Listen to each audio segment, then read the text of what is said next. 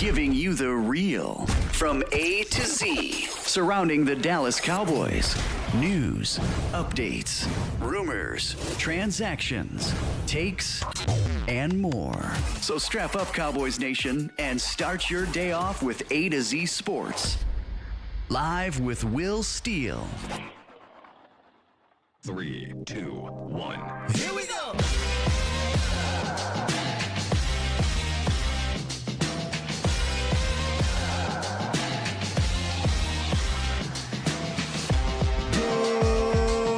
Good morning, good people. Welcome to A to Z Sports Live. We're streaming live on YouTube. And of course, I am your host, Will Skywalker Steele. Boom! You see him? Hey, I'm not even gonna pretend like he's in the green room. I'm not even gonna pretend like I'm bringing him in with this grandiose. We got my brother Voch Lombardi in the building, baby. Reunited and it feels so good. Say what's up to the people, Voch. Pew, pew, boom, boom. Hey, man, we got some football, dog. I'm ready to steal them clips on Twitter. Come, I hope y'all say something this year. Ready to steal them clips. They already started. So somebody tweeted, y'all better be hey, man, it's about to be a million clips out there. We're gonna do what we can do. But yeah, shouts out to everybody that's down there that will be, reposting and dropping all the beautiful, wonderful and training camp clips, man. But what's good with you, Voch? Hey, man, shouts out to everybody involved. Shouts out to everybody tapped in. Shouts out to everybody supporting. We finally, it's time, Scott. It's time. You know what I mean? Jerry Jones did he doing the press conference Wednesday, then pushed it to Saturday, and doing it Sunday, and it's back on Thursday. We just whatever. It was Wednesday. Then he had baby mama drama. I can attest. Yeah, pushed it to Saturday. Now baby mama drama at 110 years old is crazy. Did you hear what I said? Crazy, fam. He's gonna be paying his baby mama when he gone. He got it. He got it. When Charlotte gonna have to write this. Oh, that's crazy. Charlotte begrudgingly. Oh, that's sick. Sir, let me just say this. I've been watching the Netflix Cowboy cheerleader joint. Charlotte ain't nice. Charlotte, nah, yeah, she do all that smiling for the Salvation Army and all that, but Charlotte ain't cool So basically, the baby mama's son is Jon Snow, and the mom is what's her name? It's been so long. Yeah. I forget girl's name. Linda. Come out. Berthan, Betty. You know her name. Y'all know who I'm talking about. What's the name? She ain't like John. You know what I'm saying? Because he was a Snow. He was the bastard child. That's gonna be Charlotte. What you saying? Is it Lydia Stark? Lydia? I forget her name. Stark. This is called Mama Stark. Mama Stark. She ain't fooling with him like that. And look, they don't want to let that fortune get away. They don't want to let that. I got a Jerry Jr. story when we lock off this thing. I heard from a source. I got a Jerry Jr. story. Was it Ghost? It wasn't Ghost related, but it was. But we'll talk though. Appreciate y'all for tuning in this morning, boy. We'll still. Shit, man. I forgot we're supposed to get up there. It's early. We'll say, hey man, we're gonna run at about 8:30. I say, shit, I gotta get up. You ain't used to this. See, this normal for me. Voch usually still asleep, but then he'll wake up, and next thing you know, you see Voch in the chat. But in reality, Voch is kicking back, chilling. He just about to start his day. Yeah. Getting ready to go do something and be productive. And we are this close to being friends in real life. You know what I'm saying? You got stuff going on family wise over there that I wouldn't dare interrupt, and I'm still buying trash cans, rugs, and and plates and shit, you know what I mean? What he means to say is we are friends in real life, but logistically we are this close now. We're closer now. We was like this far, but now we're close. So once we get, look, August about to be fun, my guy. So shit, can't wait to do it. Hey, shouts out to the Bomb Squad in the building. Bomb Squad! Shouts out to the Voch Squad in the building.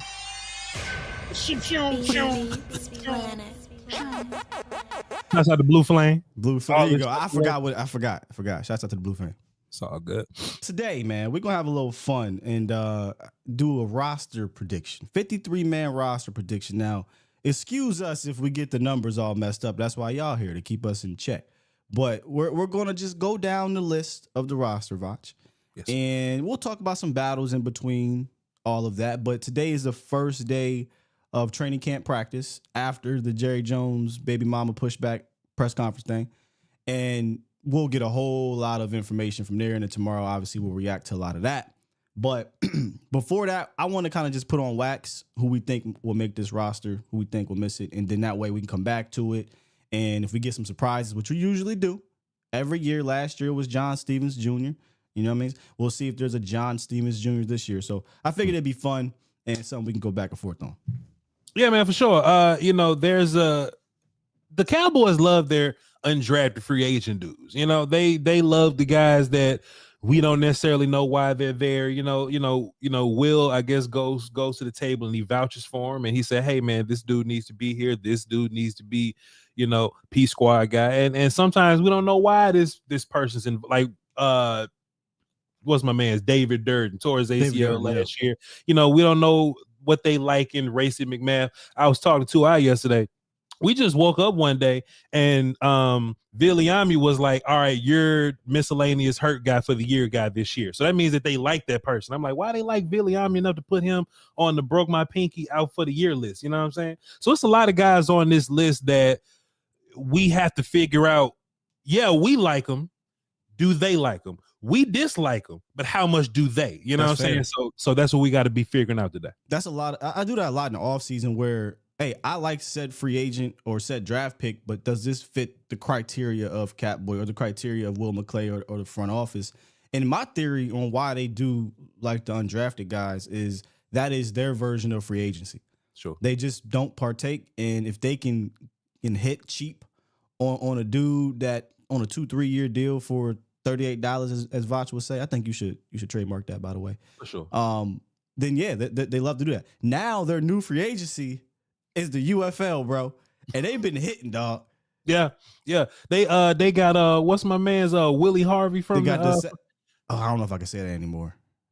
They got so his nickname for me was the Assassin because assassins they got three names. Willie Harvey Jr. He sound like a. You know what I mean? That's cold. Yeah, I mean, but nowadays, FBI could be listening, and next thing you know, I'm finna call him Lee Willie Harvey Booth is what I'm gonna call him. We'll call them all the names. Don't do that. Throw Booth in there. I'm gonna call them all the names. So yeah, I like that a little bit. But we'll still, they go for the USFL dudes, and so Willie played in the league before. I didn't notice. I had to watch a little film on it. Nothing crazy. He played special teams with the Browns. Right? Yeah. You know what I'm saying? So if you could at least go back and see where these characters come from, a lot of them are dudes that have played somewhere and done something. Racey McMath, never heard of him, but he got to play in the regular season with the Titans or whatever. So he got to play. It's crazy.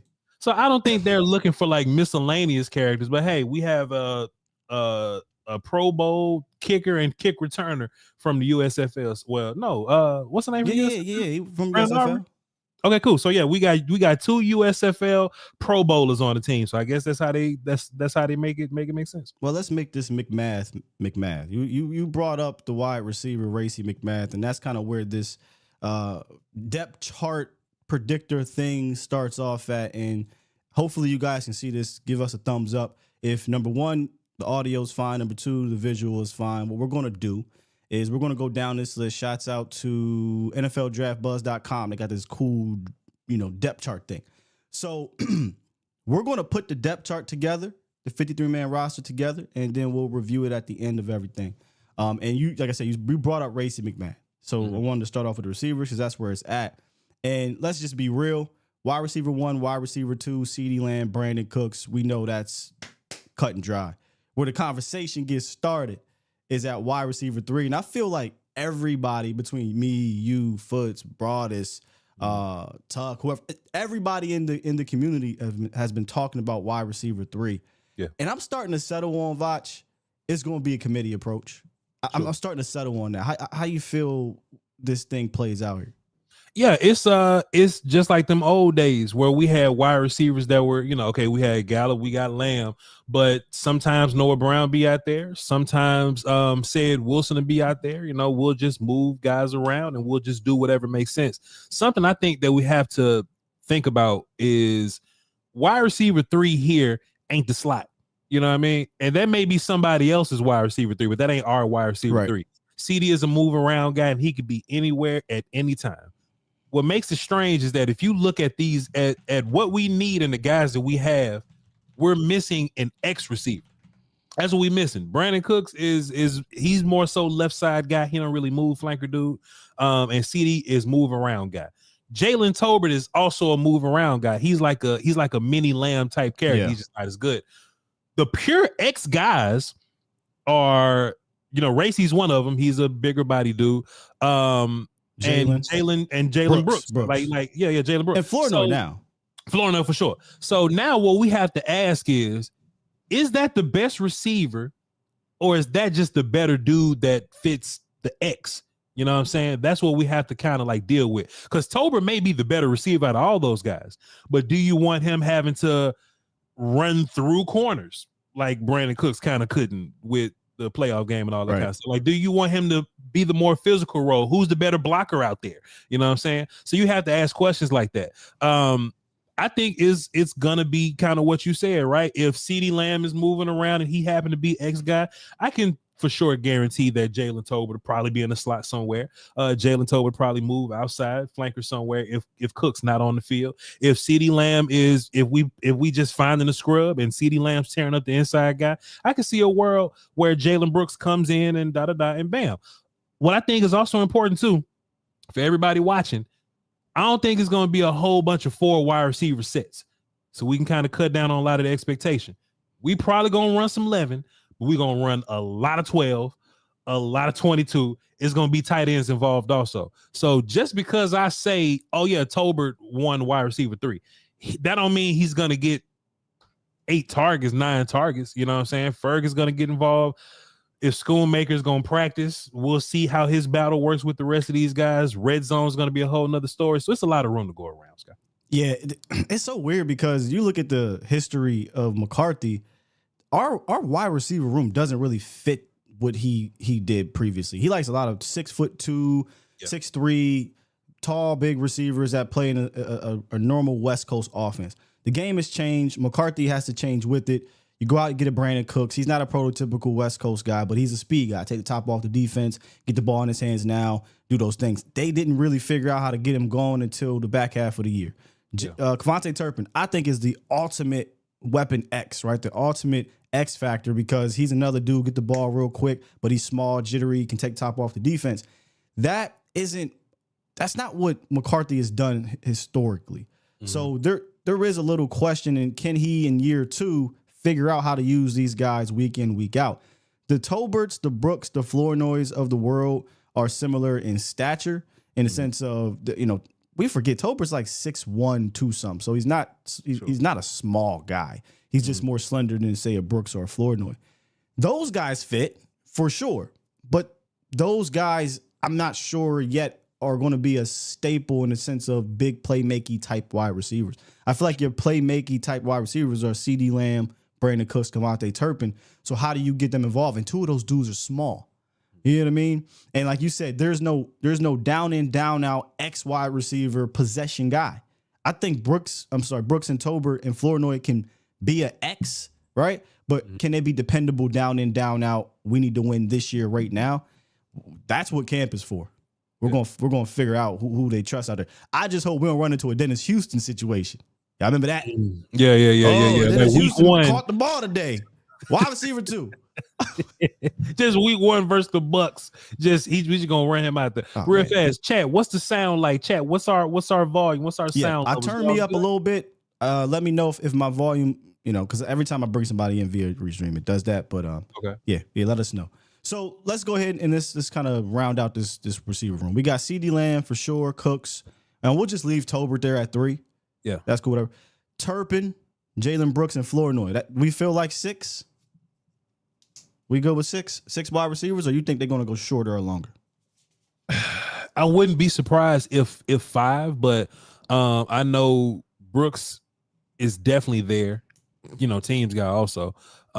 Turpin, they definitely gonna have him around, and they're constantly having the conversation. Oh, we got to get Turpin involved. We got to get Turpin involved. So maybe they have an off season to do that. I really want to see what Flournoy looks like on the field. Dak throwing the ball, and look, that's another challenge too that we always run into in postseason. Everybody look good with Dak, though nobody look good with Rush. You know what I'm saying? So that's like another thing that we got to deal with.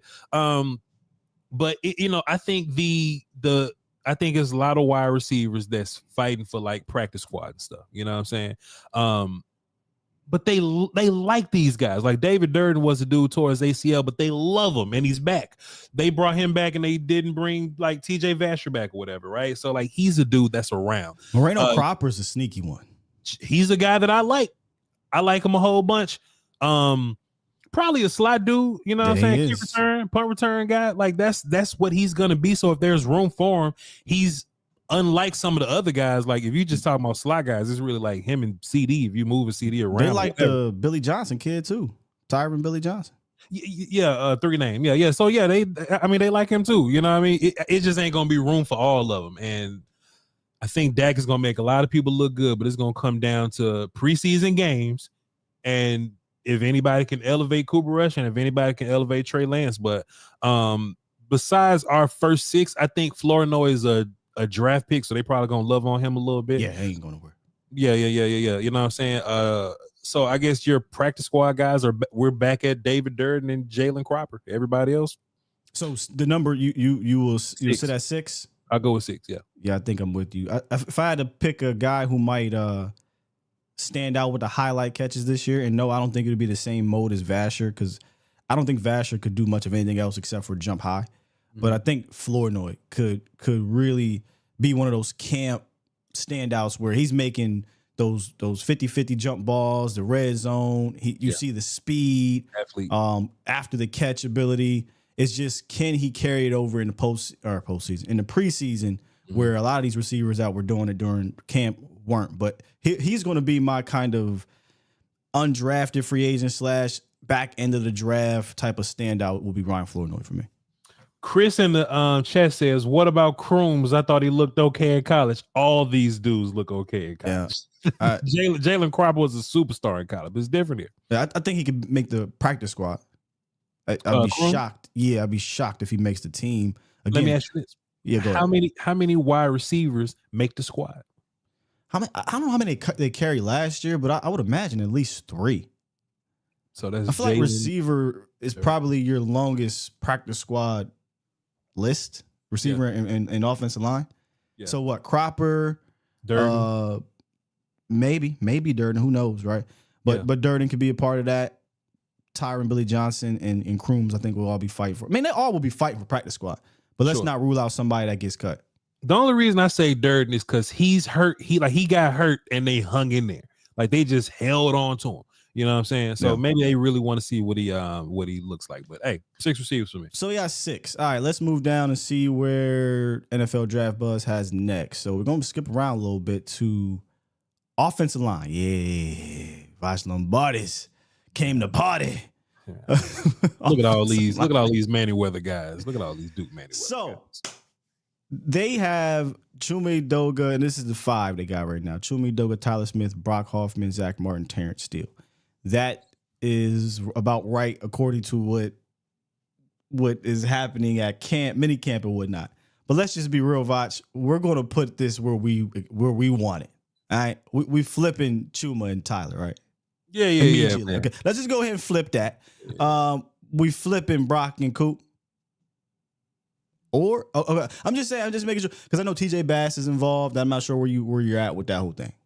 Yeah. So I've been doing some research over my channel. I've been rewatching the old games just to kind of see what the business is. And, your point of view is everything. Perspective is everything. When we're evaluating TJ Bass and Brock Hoffman last year, we were going, hey man, they had some pretty good ass games for backups. They didn't let you down. We didn't lose because of them. But when you evaluate them characters as starters, 17 game starters is different. you start to scratch your neck and go a little bit. You know what I'm saying? You just start to go a little bit. So when I looked at Brock Hoffman, we're obviously never gonna get this interview, Scott, because I ain't gonna say nothing nice about him. Brock's not it, man. Brock ain't it. You know, and they say they love Brock. I hope they love Brock like they love Joe Looney, just enough to where, hey, if they feel like they can count on him, he's a count on you guy. But man, I don't want Brock or TJ starting for me. They not ready.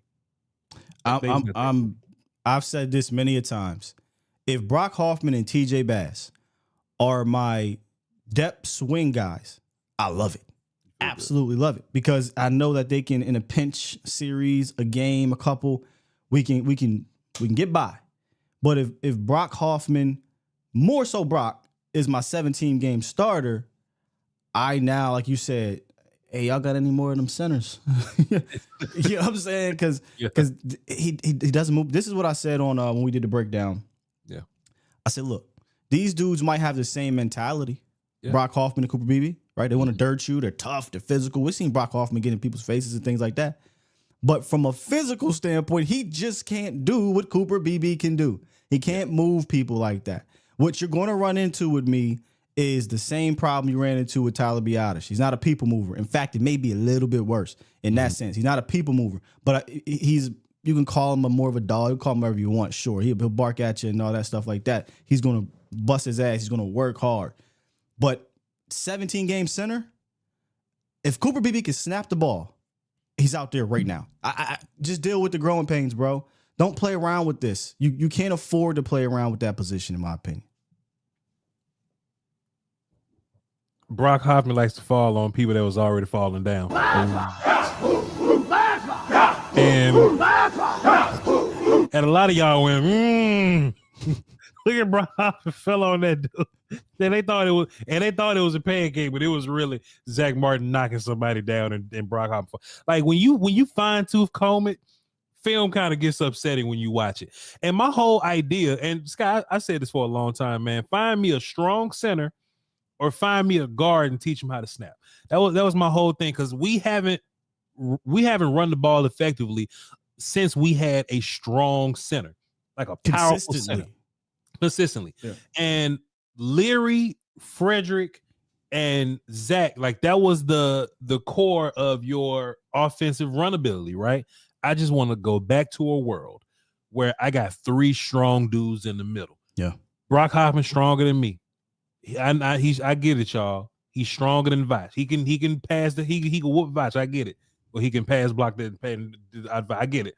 But but versus his peers, Brock Hoffman versus his peers, the ideal, if we just talking about moving bodies and being physical, the ideal lineup is take the dude at Kansas State and put him between Tyler Smith and Zach Martin and let them combo people into oblivion. Well, we actually there's actually a name for this, Scott. We call Brock Hoffman hat on hat guy. You know, when you running like zone concepts, they call him hat on hat guy. He's a guy that just, hey, cover your D lineman up and let the running back find the lane. Just cover him up. Just get in his face. Hat on hat guy. And that's what Brock Hoffman does. He'll kind of put hands on people and be in their face, but he's not moving people. Biadasz was a hat on hat guy also, but in the league, you get extended on and you get shedded away. Cooper Beebe drives people to oblivion. Tyler Smith drives people to oblivion. As much as Zach Martin falls off or fell off, he still drives people into oblivion. I want to be able to control a gap, and I want to be able to climb to the Mike and backside linebacker, Scott. I mean, if excuse me, when you watch Cooper Beebe, he's a prototypical move your ass out the way center. You know, and we had a problem, and this goes back to TJ Bass too. The first thing we talked about, Voch, was, hey, TJ Bass can get to that second level, but then it gets a little weird, right? Yeah. I think TJ Bass can hold up at the line of scrimmage, and I think he's a better, more talented player than Brock. But none of those dudes are doing what Cooper Beebe can do consistently, and that's why I say, look, the whole identifying protection and stuff. Let him learn that on the go, because everything else, he is so much superior than the other two. The only thing he doesn't have is the experience of snapping the ball and identifying and calling out defenses and things like that. I'd much rather deal with those growing pains than deal with my center getting pushed back or not being able to move guys at the second level. Too many times I've seen that with Tyler Biotish, and it just didn't work out. I don't want to go. And I know Cooper Beebe is not going to have a hard time, picking up the language, setting guys up and lining them up because he played 4 positions on the offensive line. He's not like some dude that was just kind of stuck at left tackle and all he knows was left tackle. Over those 4 years, he knew left and right tackle, left and right guard.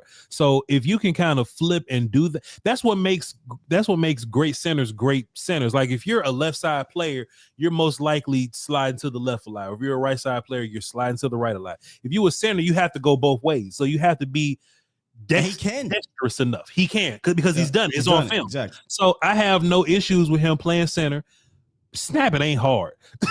Like as a former center, snapping ain't hard because I was a left tackle that had to learn how to damn play center. And you pick it up and you just go from there.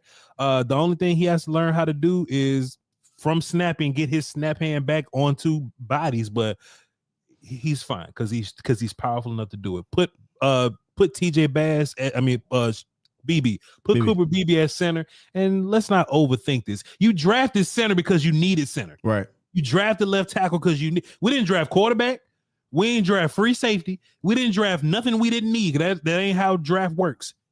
You drafted a center, you drafted left tackle. Just use them. You brought up left tackle. Let's go there real quick before we break down the I got less nice things. I got less nice things to say about Tyler Guyton. I know you do. But he better than you. We might have to a little bit here because look, initially we're on the same page. Sure. This to me is a guy that's going to need some work. Yeah. But I'm not rolling Chuma Edoga out there. Voch, it's just not happening. Okay. So I get Brian Broad said that the offensive line coach doesn't want to roll 2 rookies out there. Well, so be it. You just deal with it, man. Because you don't have a viable backup left tackle 17-game starter to me. Chuma in a pinch, I guess, right? But my whole thought process is I'm hoping that Awesome Richards pushes Chuma Edoga off the cliff. Because why else do you draft Awesome Richards in the 5th round if he can't at least compete for the backup tackle spot? But the other thing that worries me, Voch, is you brought back Chuma Edoga with Awesome Richards on the roster, so maybe you don't like what you saw from Awesome Richards. But anyway, Tyler Guyton at left tackle, there's a lot of things out there right now where he's not ready, which I think is strange to say because you're not putting pads on yet. Mm-hmm. And people are saying Chuma Edoga. I know where you stand pre-draft, but now he's on this team. Now you see where the landscape of the offensive line is. Mm-hmm. Where are we at going into the season or going into camp with Tyler Guyton for you? I stand in the same place. Okay. But I didn't doubt Duke Manyweather at first because he fixed Terrence Steele and he fixed Tyler Smith. And fixing Tyler Smith deserves a feather in the cap, sir. Like his hands are night and day from where they once was. It's not that I need anymore to be like, all right, Duke Manyweather, you have my trust now. But if he can fix Tyler Guyton, and Tyler ain't got to be a pro. He ain't got to be Tyron Smith. Nah. Tyler Guyton ain't got to be a Pro Bowler. If he's just simply not getting us killed, and he's a good left tackle, Duke Manyweather, take my money, sir. Just take this money, man. Denzel and Train, they take this money, man, because he's done another feat that I simply wasn't ready for, Sky. Luckily, we have 4, right? Luckily, we have 4, and 4 has played through both Cams, Irvin and Fleming. He's played through like all sorts of nonsense at left tackle. You know what I'm saying? So I at least have Chuma Edoga not knowing the plays, letting people run free and shit. I have trust that Dak can navigate, get rid of the ball quickly. He's a top quarterback in what they call it, ball holding time, Scott. What they call it in the analytic world or whatever. But he gets rid of the ball quickly. Time to throw. Thank you. He gets rid of the ball quickly. He avoids pressure. So honestly, if I can keep it a buck, the people that's going to beat the hell out of Guyton this year, those dudes going to beat the hell out of whoever line up against him anyway. Like Myles Garrett whooping anybody. Right. You know what I'm saying? Like, like Brian Branch or whatever, like they're going to be not Brian Branch, Giants guy. Burns. Brian Burns is going to be whooping anybody that's over there anyway. So it's just going to come down to putting the tight end on his side and Ford getting rid of the ball quickly. What we can't have is Chuma out there either not knowing the plays and Chuma being slow-footed. So all Tyler Guyton got to do is have better feet than Chuma, which he has already. Better length than Chuma, and he has it already. Chuma's a guard for real. Yeah. And all Tyler got to do is know the plays and not have mental bust like we did with Chuma. I'm not saying that Guyton's going to be incredible. I think Guyton's going to have his struggles, but I think Dak can overcome that. But we got to play him over Chuma. And you mentioned Duke Manyweather and Tyler Smith in the hand situation. That is something similar for Guyton. Like you said, he already has better feet. He's already longer. He's already more athletic than Chuma Edoga. But where he also needs to be better as with his hands. And I remember coming out, Tyler Smith's hands were terrible. I mean, they were awful. And then he went and saw Duke Manyweather, right? And we get to rookie minicamp, and I brought on Dave Hellman. Shouts out to Dave Hellman, Fox Sports analyst. He said, hey, I don't know what he did with Duke, but already his hands were improved. And they were. When you went and watched during the season, his hands were much better. Now, it was consistency became an issue, and he eventually figured that out. And now we don't really talk about his hands anymore. And that was one season. Yeah. So if Guyton can just improve his hands a little bit, I think it's without a shadow of a doubt you throw him out there and you just deal with what comes with it. But let's be real. He is a better pass protector than he is a run blocker. So if Dak can deal with the Irvings or the what were they? What was the first names? The Cams, Cam Irving and Cam Flemings, then he can deal with the improved hands rookie left tackle in Tyler Guyton. Yeah, there will be times where he's going to get whooped. That just happens. That happened to Tyler Smith. But by end of season, I think he'll have all that figured out. By next year, that's when, in my opinion, you really should be excited about the prospects of Tyler Guyton. It was like, as an O-line dude, Scott, it was magical because Tyler Smith literally used to grab people like this. Yeah. He used to literally grab people like this. And week one, he out here and measuring and timing and shit. And then year two, he's faking now. Like he's hand fighting now. Like he's working his hands. I'm like, man, you don't learn that in 3 years. You have to be at a certain level in college, and then you have to add to that. So, yeah, we ain't got to linger on these guys too long, man. Let's look at some of these. I wanted to talk to you a little bit about it because we didn't get a chance to wrap. That's all. 4 for 4, please. No, we good. We good there. Let's get to the backups. They got. Let me move something real quick. They have Nathan Thomas at left tackle. Are you? I want to move him to guard. Put him in guard. Okay. So let's move Nathan Thomas down here to right guard, backing up Zach Martin. So Chuma Edoga, Austin Richards, real quick. Are we keeping Chuma on the team, or are we don't really have an offensive backup, swing tackle right now that we have a lot of faith in, but Chuma has the most experience.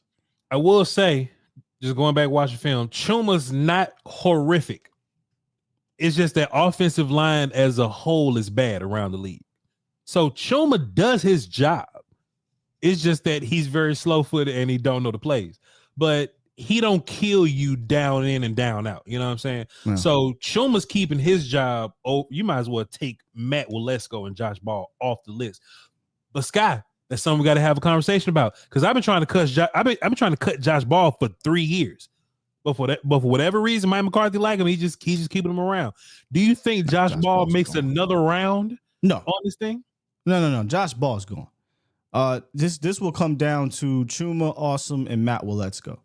I don't think Chuma is good enough to stop competition, as a swing tackle. Where he has in his favor is that he has guard flex. Yeah. I don't like Chuma may not kill you down and down out, but he'll kill you. He will. And that's a problem. Mm-hmm. He doesn't get traction.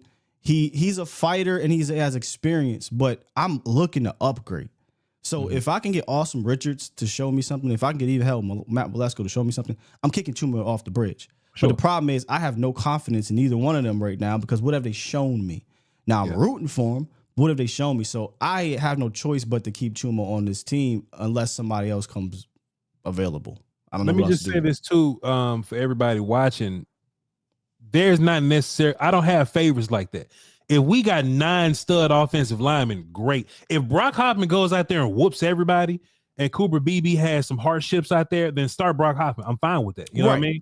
So just to be clear with everybody with that, because there are some people that may hear this and be like, "Oh, we're rooting for certain people." Dog, if Chuma fixes his woes, if Chuma's a Pro Bowler, let's roll. What are we talking about? Let's do this. Let's do this. Chuma worked out.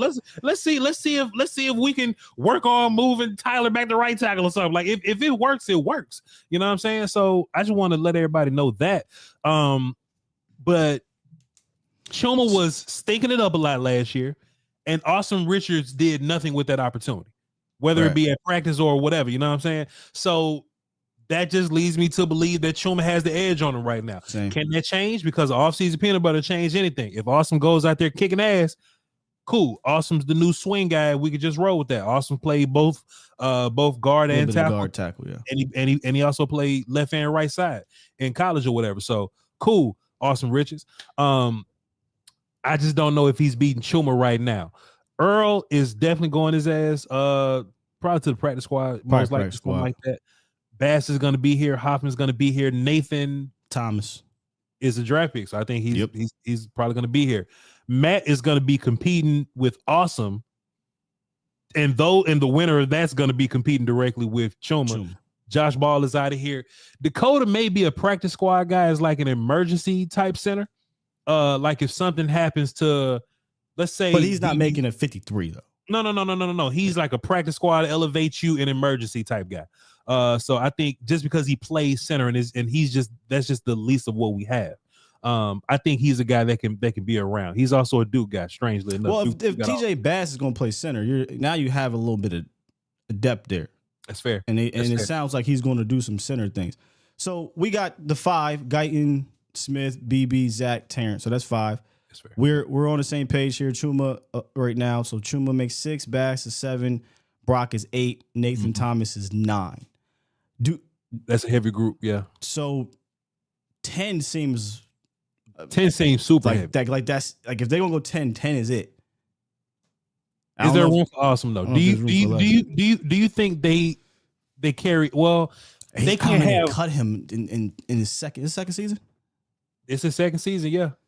But watch this. Can you make the case for Awesome being guard depth for you when you have Nathan and Bass? I want him at tackle. I'm not ready to give up on Awesome because I liked his tackle tape coming out of college. I just need to put on like 10 pounds, right? Get a little stronger. That's what McClay said. So I'm not ready to give up on Awesome. I would love to continue to develop him. Yeah. So I would choose Austin Richards to be the 10th guy, or you go to who could you go to here? I go to Nate. You go to Nate Thomas and say, "Hey, dog, you said your pinky toe was hurt. Something wrong with you. Something wrong with your ear. What happened? You got a toothache? IR. You know what I mean? Because Nate Thomas not going to play this year probably. Because TJ Bass, Brock Hoffman, they got the guard experience back up, and they can do both, center and guard. So if they don't want to carry 10, I'd hit Nate Thomas with the knock on wood thing. But I'm stuck. I'm gonna say 9/10 for right now. We can come back and see if we need to take somebody off. Is that fair enough? Yeah, that's fair. That's fair. So we'll go 9/10. We're debating on Austin Richards here. But I feel like we're gonna have to come back and have a conversation with one of these offensive linemen. It's probably gonna be Awesome or it's gonna be Matt. Well, let's go. Yeah, I'd be shocked if Matt. I mean, he just get hurt too much, bro. Yeah. String bean. His shoulder and shit. All right, let's move on to the tight end, quarterback, running back group here. Start off with the tight end group. To me, this is cut and dry unless something crazy happened. But Jake Ferguson, tight end 1, Luke Schoonmaker, draft, second round pick. He's making the team. He's on the team. Whether he'll be tight end 2 is another discussion. So Luke Schoonmaker is going to be on his team. Yeah. Then it gets interesting. Peyton Hendershot, John Stevens Jr., Noah Fant, and who you don't see on here is Brevin Spann Ford. So he should be. Let's enter his name in the ballot right now. So tight end. They normally go 4, Voch. Normally. Now, they might do some weird roster gymnastics. Maybe they go 3 and try to get somebody on the practice squad. But for sure, Jake and Luke are making this team. Jake is going to be an all-pro, in my opinion. Luke, I hope he improves. Where we at, though, after that? Scott, let me ask you a question. What if Luke gets hurt again. I mean, he already started off OTAs. He ain't practicing. Like, he's just not practicing enough. And he, we get on to Jalen Tolbert and we see how important having an off season is, having a real camp is, and being healthy and being aware and being thoughtful through your camp and improving. Luke is missing camps, man. He's missing a lot of time. And meanwhile, John Stevens getting called out from Stephen Jones saying, oh man, John Stevens would have made the team last year. And Lunda Wells. You know what I'm saying? Lunda Wells love him. Schoonmaker is going to have every opportunity because he's a second round pick, man. We can't be naive to feel like Luke's just going to get cut. He's not getting cut. I don't even think that's a conversation. Not you, but chat will say that. Well, come on, chat. The conversation is, can Luke improve enough to solidify tight end 2? That's what we want to happen. Yes. That's what we want to happen. But Brevin Spanford and John Stevens Jr. are coming. So they're probably going to carry 4 tight ends, right? Again, that might be, we might have to come back to it.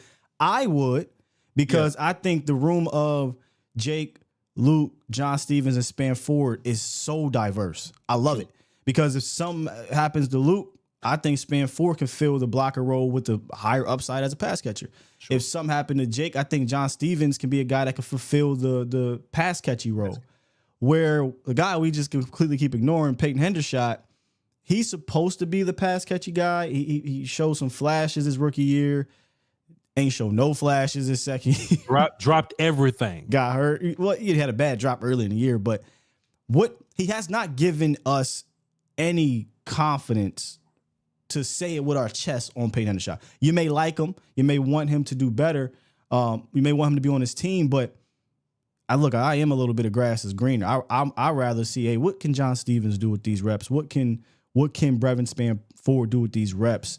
You know what you have in Peyton Hendershot, in my opinion. And if those guys look better, I think you try to get Peyton Hendershot on the practice squad if he wants to return.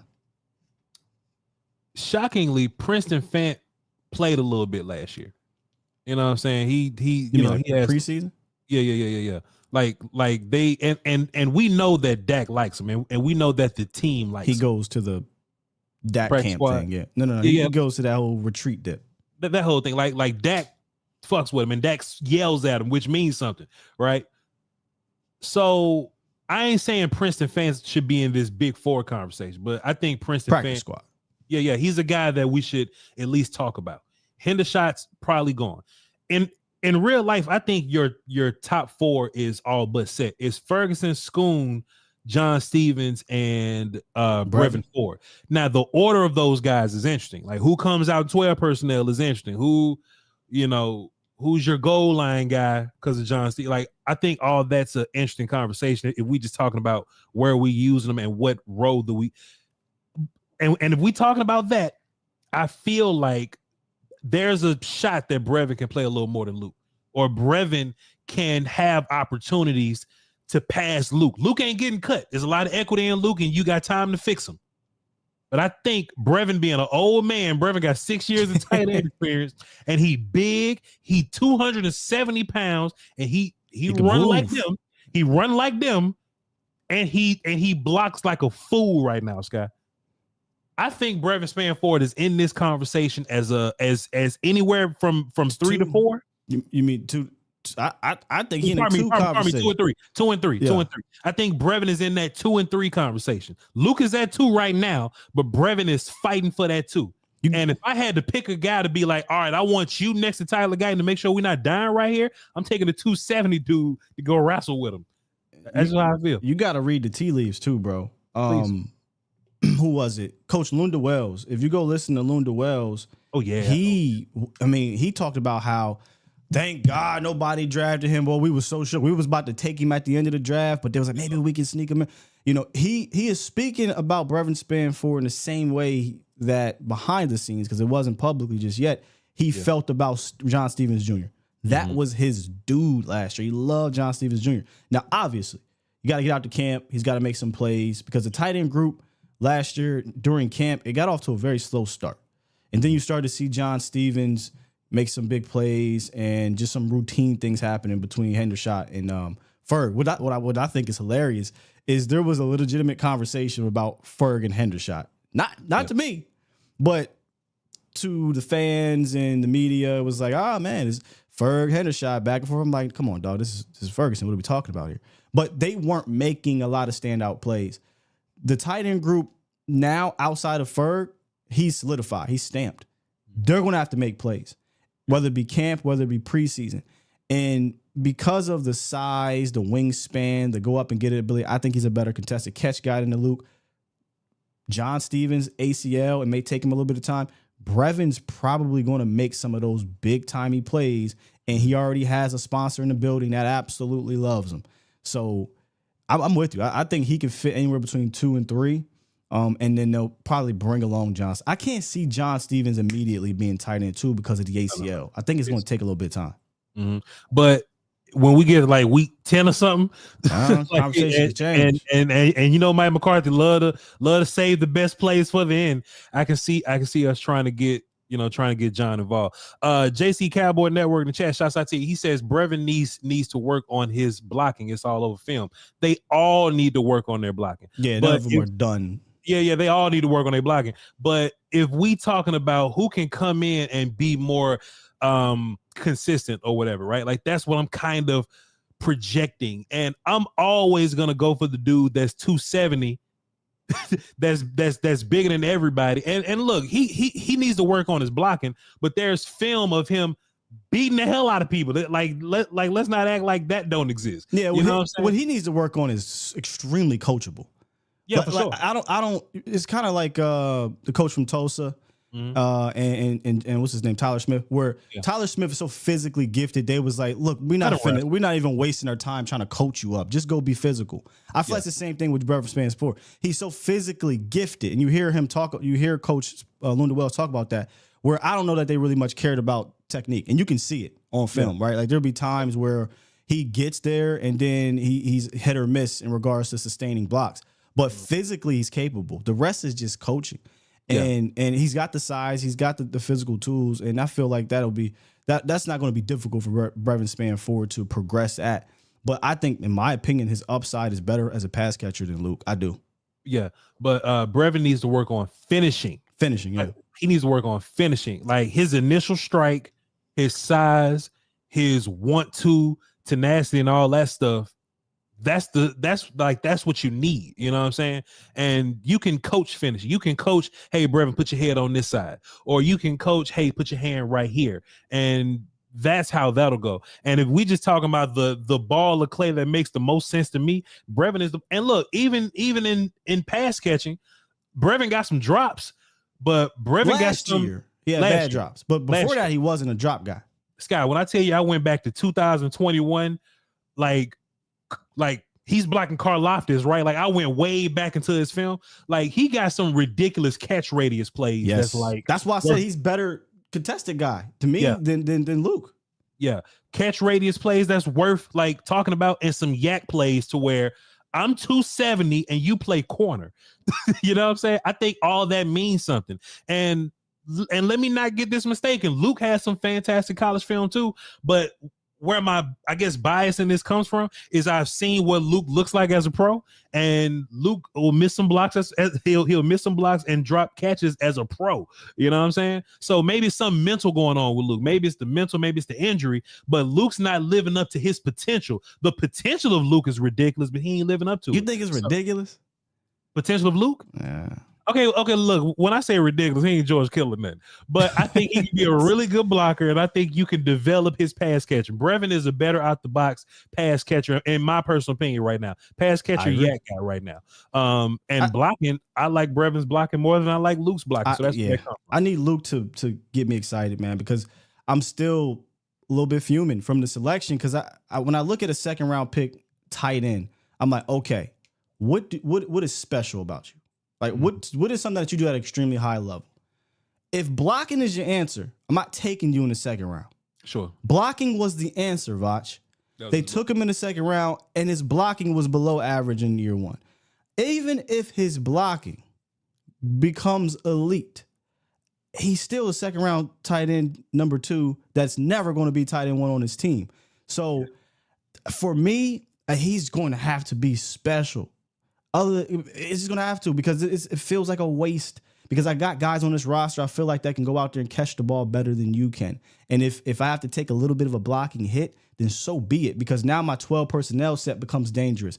The 12 personnel set is not dangerous with Luke Schoonmaker, in my opinion. If the Cowboys were able to get, if they were able to draft Laporta? Sam Laporta, if they was able to get him in the second round, would you have felt better about the draft class last year?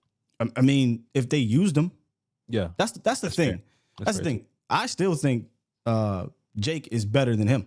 For sure. I didn't care about taking no tight end because Jake's like that. Yeah. But if you take a tight end in the second round and he ends up playing like Luke, even if it's Laporta, meaning he's only going to be out there on 12 personnel from time to time, he doesn't get a lot of then what's the point? Sure. Sam Laporta is not Sam Laporta on Dallas that he is in Detroit. I guarantee you that. Yeah. And that's real. That's real, Sky. Fair enough. That's real. So we got Luke, we got Jake, we're going Stevens Jr. and Brevin. I'm putting Brevin as my tight end too because I'm biased. So we got 4. So we got recapping real quick. We got 6 wide receivers, 4 tight ends, and right now we're at 9-10 offensive linemen. We're gonna figure that out. We're gonna come back to it. That sounds good. All right, let's go to quarterback. This is pretty cut and dry here. QB1, Dak Prescott. It does get a little interesting though after that. It's a little interesting because do you carry 3? Now they carried 3 last year. I did a breakdown earlier in the offseason. The Cowboys have the most expensive backup unit because Rush is getting like 2.5. Trey, well, I don't know if that's the most expensive, but they had the most expensive potential quarterback 3 in the league.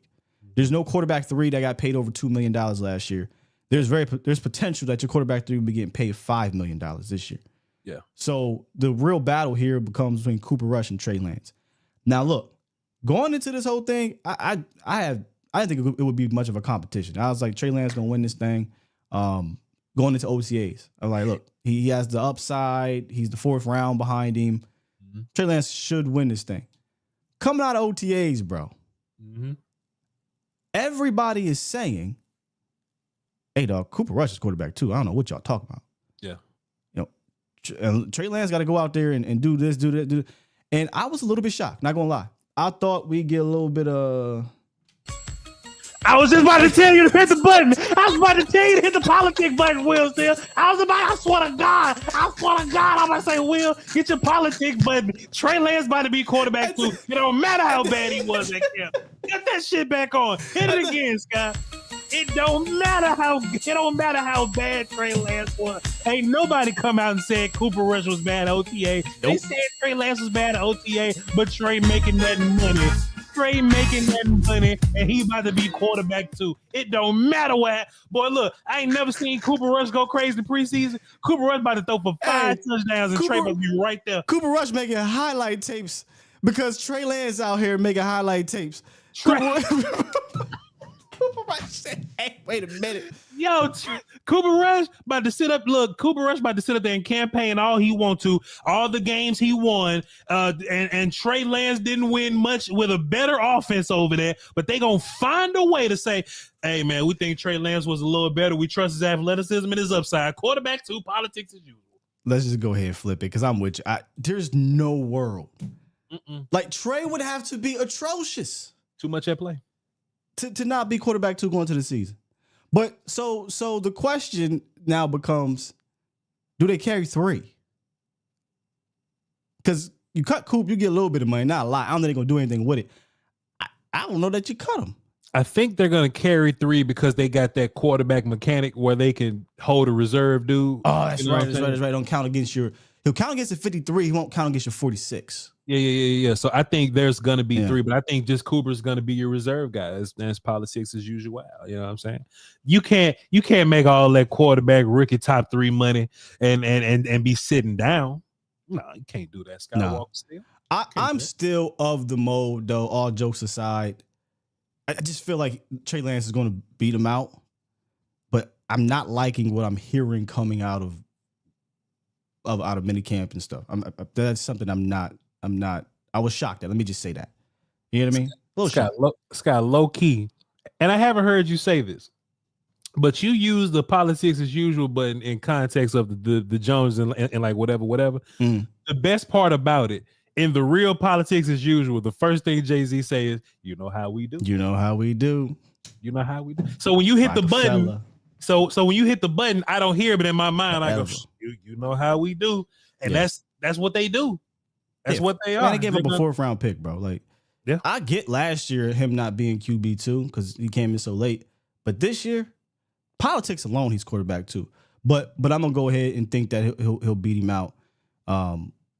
It's gonna be interesting though, man, because Trey was used to working with starters.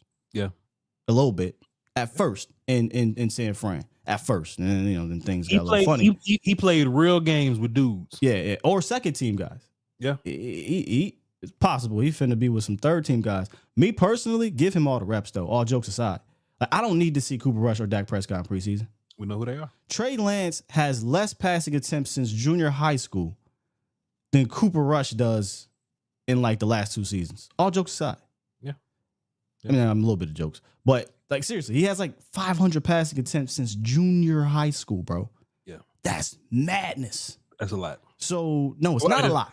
Pardon me. That's not a lot. Pardon me. Yeah, it's not a lot. So let him go out there, take all the second. Well, I don't want to say take all the second team reps, but go in and out second team reps at practice because you got to keep Coop a little sharp.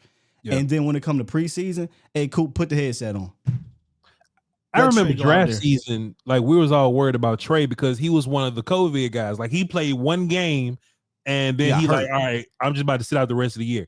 So he hasn't played a whole bunch, and that was one of the things that we was kind of knocking on him. Everybody else went out and played, but he just didn't. Sky, I'm gonna just go ahead and say this: I don't think Trey has a Will Grier game in him. You remember that last Will Grier preseason game where Dak was calling the plays? I don't think Trey has that game in him in preseason. I don't think. That's interesting because what made Will Grier such a fun preseason quarterback. That motherfucker was not scared to sling the rock. He'll throw that motherfucker. Yeah. I don't know. I just don't know where we're at with Trey. Like I don't see a gunslinger. There's times you see the arm talent, and then there's times you're like, what the hell was that? Yeah. Where I think you may see the Will Grier though is with his legs. If I was Trey Lance, and let's just say, because this is what we really need to see, the processing. Like there's just not enough tape to see his processing. So if I'm Trey Lance, dog, look, if 1-2 ain't there, I'm getting these yards. He gonna run, and that's making plays. That's what's gonna be his advantage is that Trey has the legs and play calling wise. You may not want to sacrifice Dak a lot, but you'll run Trey into danger. You know what I'm saying? Because he's your backup guy. I put packages in for him to use his legs. If I'm trying to make him look good, like put him in position to look good out there, bro. If he's out there throwing to what's the receiver talking about? Racy Mathin, Tyron Johnson and them boys. Yeah. Hey, dog, if y'all gonna put me in this compromising situation, then I'm gonna make plays. Sure. So quarterback, we got 3. We got Trey at 2. Yeah. Fair? That's fair. All right, running back is a little bit dicey. I ain't got nothing nice to say about this group of guys, and I'm on record with this boy. If any of them do good, I got plenty footage of me being mean to all these guys. But whatever. I hope they all do amazing, but it'll come down to a lot of the blocking, a lot of the play calling, and putting these guys in position to where they succeed, in my opinion. Right? Antoine in the chat. Damn, Antoine in the chat, Scott. That's his guy, Zeke. We're at the point with this room where there is not a dude in this room. Meaning, like, hey, I'm just gonna put the ball in your hand. You're gonna make it happen, Captain. They all. This has been my stance, Voch. They all bring something to the table. They all have a specialty, if that makes sense, or something to do very well. Sure. But you have to put them in that position. For Zeke, hey, you need the tough yards. You need a goal line, pass protection. That's Zeke. Yeah. Rico is more of the slasher. Let's get him in some zone things, plant his foot down, get downhill.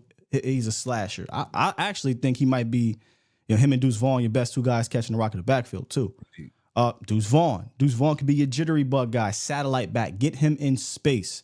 Royce Freeman, I think he brings a combination of Zeke and Rico, where Royce goes 6'1", 240, damn near. Powerful guy, but he's light on his feet. So he can do a little bit of both of those things. And then Malik and Snoop, they, I think they're competing for practice squad. And then you got Hunter Lipke. Yeah. I think Hunter Lipke probably gonna make this thing because he's a fullback. They're going to carry a fullback. Yeah. I had a Hunter Lipke conversation the other week. Any other team, I think Hunter Lipke, I shouldn't say any other team.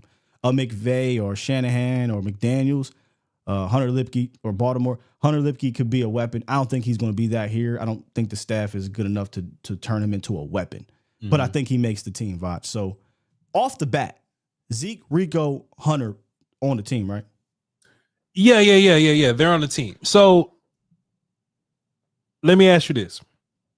And look, we're not wishing nothing on nobody, but this is just facts, not my opinion.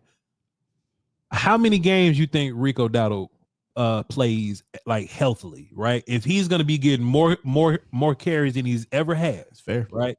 How many games is he gonna play? Because he's been hurt guys' whole life. Yep. So I guess kind of what I'm asking is, traditionally we'll be like, we're gonna carry 4 running backs. That's 3 runners and 1 fullback, or 3 H's and 1 fullback.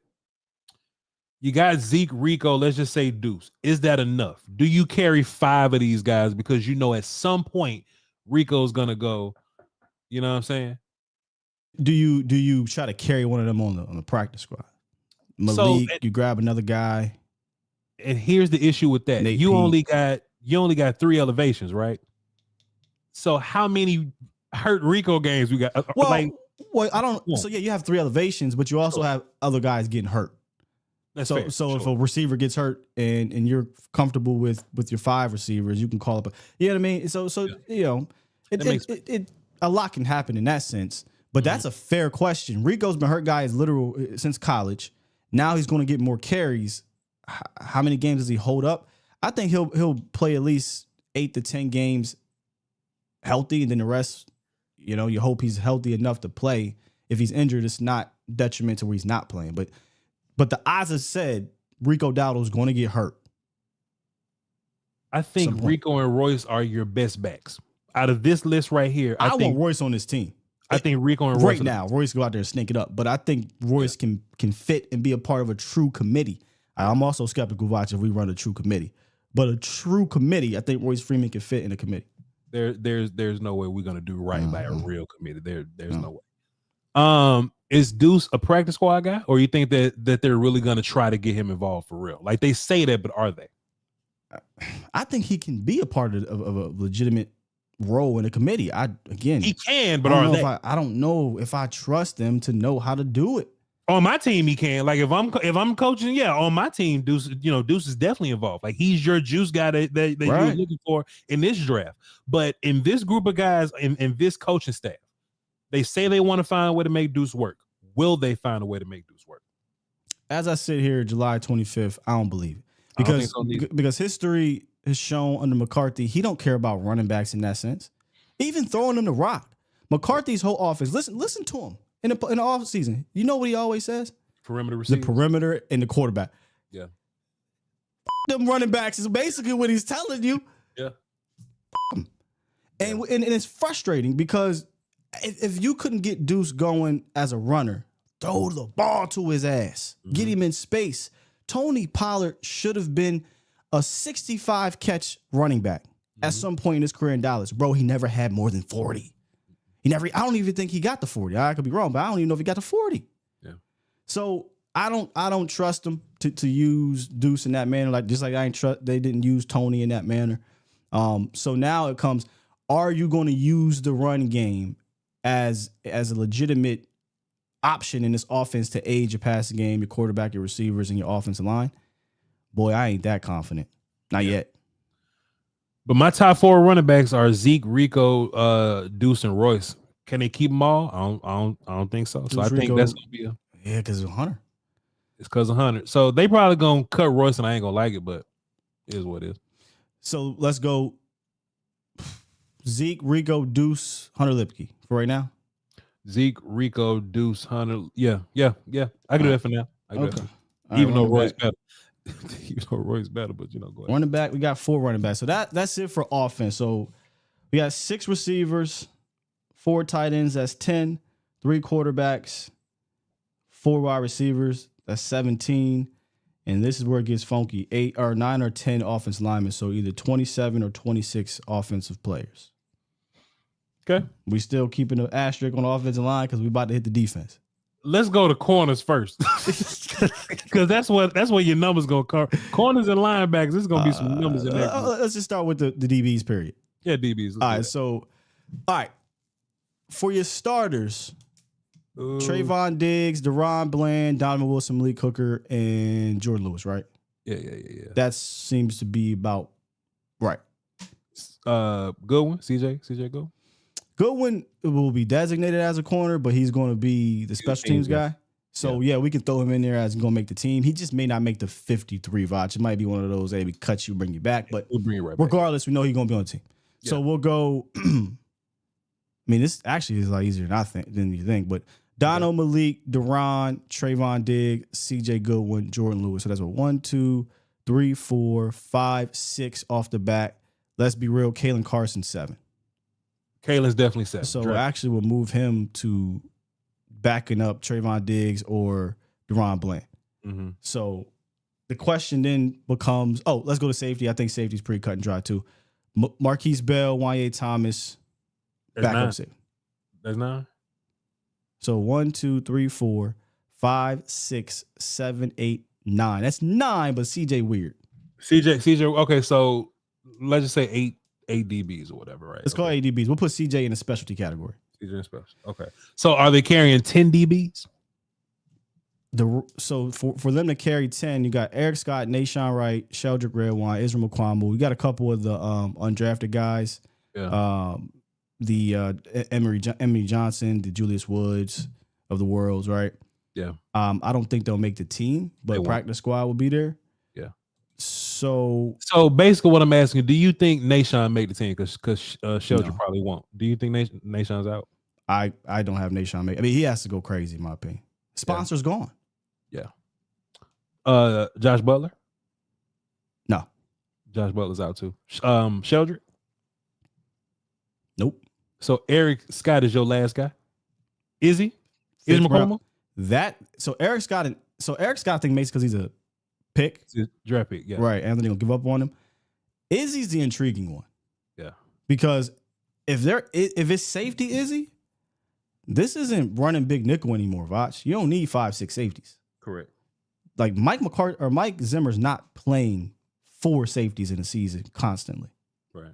So I don't know if there's a need for a 5th safety. I think the best bet for Izzy is to move the corner. Yeah. And try to make this roster as the backup, the veteran backup corner on the boundary. But I don't know if he's doing that yet. So Izzy's a huge question mark to me. I think Nashawn okay, so how about this? Trey is going to be on preseason pup. Do you think he makes it a week 1? It's hard to not be biased, Voch. I really hope he does. And I hope he does. I don't think so. So if he doesn't, then that means we got an extra spot. Yeah. Like, do you want to operate as if Trey's not there week 1? Just to be safe, let's do that. Well, then you have to keep, I would say, Israel or Nashawn. Did you sneeze when you say Nashawn? Nashawn Wright just ain't it for me, man.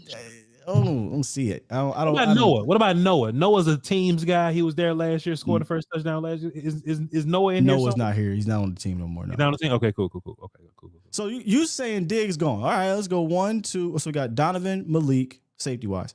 Marquise Bell, Wanye, that's 4. Deron Bland, Jordan Lewis, Kalen Carson, that's 7. Eric Scott's 8. Yeah.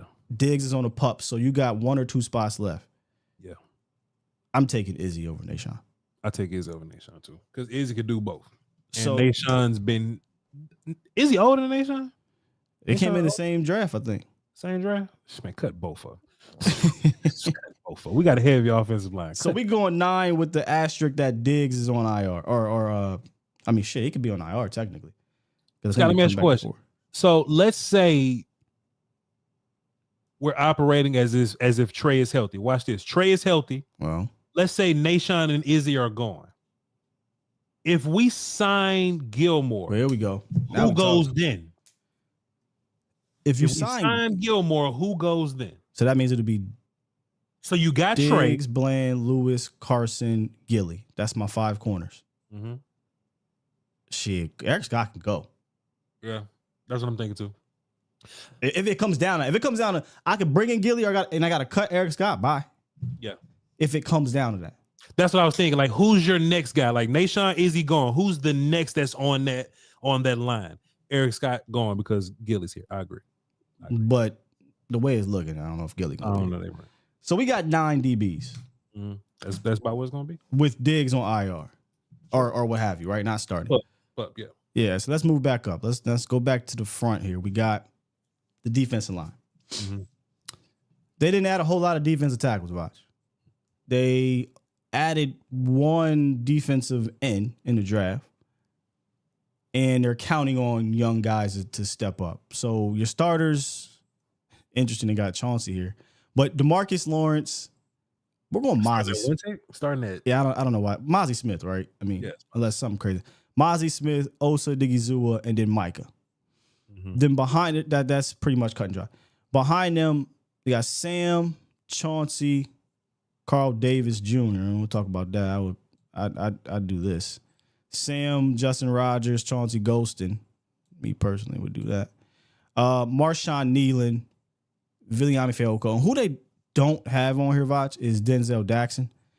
He could be in this defensive tackle group too. Sure. So off the bat, D-Law, Mozzie, Osa, Micah's 4, Sam is 5, Marshawn Nealon 6, Chauncey 7. Those are stamped, right? Scott, I know the Micah conversation is fluid and always changing, but you think he's gonna play more linebacker or more right defensive end, right edge? I think he's gonna play more on the defensive line. Yeah. But I think what'll happen is he'll move around more. Mm. And maybe he starts off looking like he's rushing from the left, and then he drops back. Yeah. I believe prior to the draft that we might see rookie year, 60% Micah on the line, 40 at defense, linebacker. Now, though, when they go out and get Maris Leofow, they're big on, and we'll get to the linebackers in a second. They're big on Demo. They went out and signed Eric Kendricks. Damone Clark is coming back. It feels like Micah's just going to be moved around more as opposed to being home at linebacker or defensive end. Look, I think Micah Parsons, linebacker rookie year, the way he was used is fantastic. Yeah. I don't know that Zimmer is going to want to do that. I think Zimmer looks at him as the best pass rusher in the league. It's just a matter of how you use him and can we take advantage of everybody else. Sure. Micah getting double teamed and whatnot. Can somebody else step up? So I wanted to believe he'll be linebacker. Their actions don't really show that to me. Yeah, that's fair. I was just thinking of this world where Zimmer looks at Micah kind of like he looked at Anthony Barr a little bit. You know what I'm saying? Like as everybody did, right? Yeah. Right. As a pass rusher, but go play some Mike and still rush the passer. You know what I'm saying? But Micah's at right defensive end, sure, but I just don't want to keep living in this world where he's in a freaking 4-point stance versus like some dudes in the ring. And I don't think you will. If you go look how he used, who was it? I know it's gonna sound weird, but Everson Griffin. Believe it or not, Griffin dropped back a good handful of times. Griffin moved around. Him and Daniil Hunter.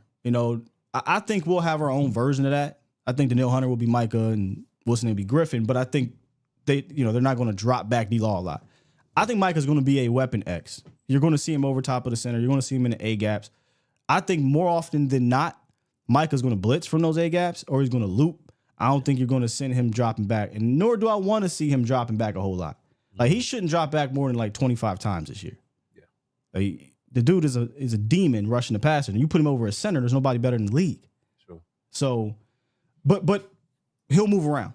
You'll see him left, right, defensive tackle, middle linebacker blitzing, and maybe trying to throw off the quarterback from time to time. But as a linebacker first, I have to see it to believe it. It doesn't feel like the actions back that up. Because it felt like he got most of his sacks from linebacker. You know what I'm saying? Beating the hell out the interior guys. Yeah. From the middle. Not from linebacker. I think that's two different things. He wasn't off the ball.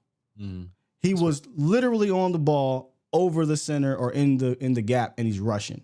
If he was off the ball, 5 yards off the ball, and we're sending him on a dog blitz, then that's quote unquote linebacker. That's fair. So you know what I mean? I think it's really small, nuanced shit, but that's just facts. That's how Dan Quinn used them. Yeah. All right, let's see what we got then. Justin Rogers, you make a scene? I feel like it's easier to be a one tech than a 3 or edge guy. You know what I'm saying? I think he makes team. We have Antoine Woods that have been here, like Justin Hamilton. Bo Hanna did just fine in his spot before they changed up what he did and try to make him a pass rusher. Love to have him now. So I don't think it's going to be too difficult to get something from one tech. I will say Carl Davis' film last year was uninspiring. Boy, he's being nice. So I hope I hope Mozzie and Justin can do enough to just make us not trash at one tech, but I do think Justin Rogers make the team. Yes, sir. Same. I'm starting to think Carl Davis makes it too, just because you don't got enough bodies at the position, bro. Yeah, practice squad maybe. That's what I would do. I would say, hey, Carl, come back to practice squad. Because nobody else want Carl Davis. So no. Chauncey, obviously. So let's go 1, 2, 3, 4, 5, 6, 7, 8. And Denzel Jackson. I ain't even put Denzel Jackson in there. So because I think in some of those emergency B gap situations, I think that's a lot of D-Law and Marshawn Nealon. So I think you can give some of those B gap reps to those guys. So I don't think you got to go too heavy at 3 tech. Yeah, dude. You mean so?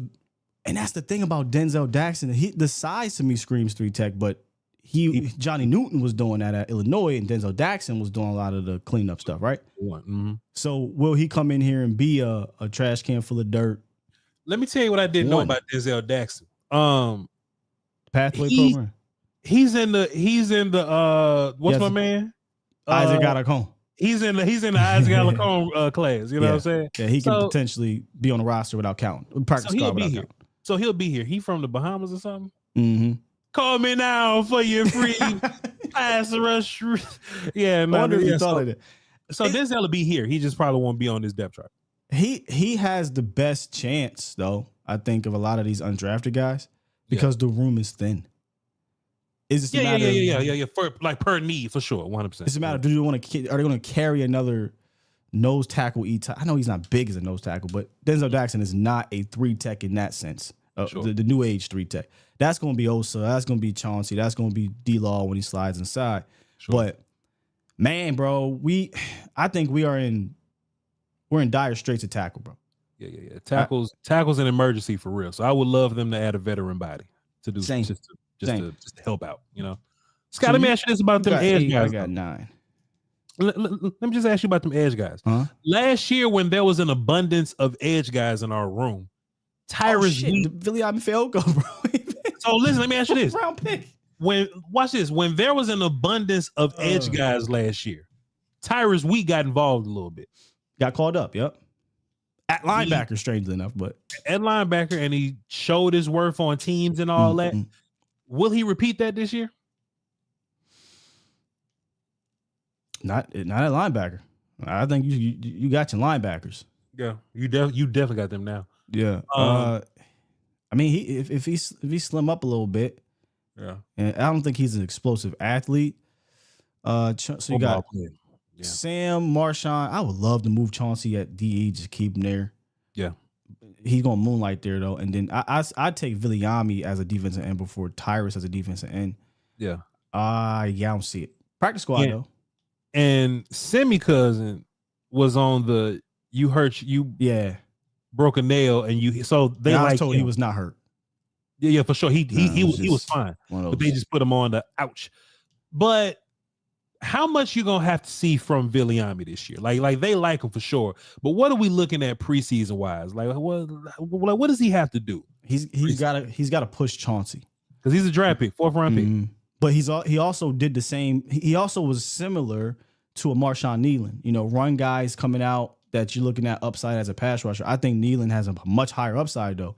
Yeah. But like role wise, like Viliami was supposed to be a run guy, right? Yeah. Well, they drafted Nealon. Nealon's gonna be one of the backups. Just it is what it is. And they similar, you know, like they similar, you know, hair on fire guy, you know, for sure. But Marshawn Nealon's a 2nd round pick with this current regime. It's different. Yeah. Villy is a junior is with the other dudes. But he's a 4 though, so I still think he might make this. 4 is you know what I mean? So he has to push Chauncey, who's on the last year of his deal. If he can make Chauncey better by pushing him, then they both make this team. And that's why, I mean, shit, man. So we're really talking 9 with potential to be 10 if you get Daxon on the team. Let me ask you this: are you valuing Chauncey and Villy as